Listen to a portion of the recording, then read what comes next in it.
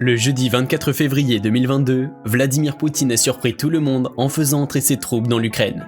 Et bien que le conflit dure depuis très longtemps, cette décision était marquante puisque le conflit ne semblait plus évoluer depuis l'annexion de la Crimée. Dans cette vidéo, nous allons réfléchir aux raisons l'ayant poussé à le faire, en analysant les deux points de vue, celui du gouvernement russe et celui du monde occidental, et sans prise de position.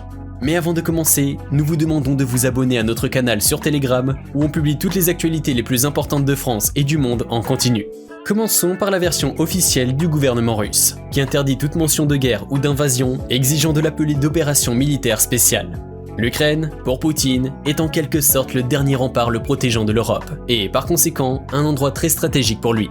Selon la Russie, les pays du NATO cherchaient à la contrôler pour y installer des bases militaires et ainsi faire pression sur le pays, notamment en finançant la révolution du Maïdan de 2013 à 2014 pour faire partir le gouvernement pro-russe et installer un gouvernement pro-occidental. Il veut ainsi une Ukraine neutre.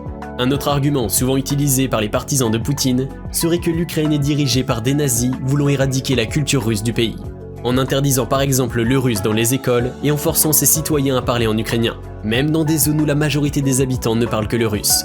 Il prétend ainsi sauver le pays et protéger le peuple russe y habitant, opération qu'il appelle la dénazification. Passons maintenant à la vision des choses du monde occidental de cette campagne militaire. Notons d'abord que la majorité des pays ont déjà condamné et lourdement sanctionné la Russie. Pour eux, il n'y aurait aucune raison pouvant justifier l'invasion, l'Ukraine étant un pays souverain et libre.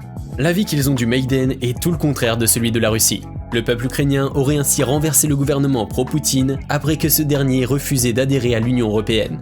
Il s'agirait donc d'une revanche pour Poutine qui souhaite y installer un gouvernement pro-russe. Il serait également question pour Poutine d'affirmer sa puissance, en installant un régime encore plus totalitaire et discréditant le monde occidental qui ne viendrait pas en aide directement à ses partenaires.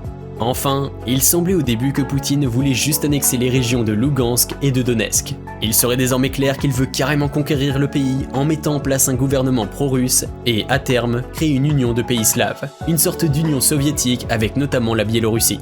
Voilà. C'était une vidéo assez brève dont le but était de présenter la situation de la manière la plus objective possible. N'hésitez pas à partager votre avis dans les commentaires. Et n'oubliez pas notre canal sur Telegram.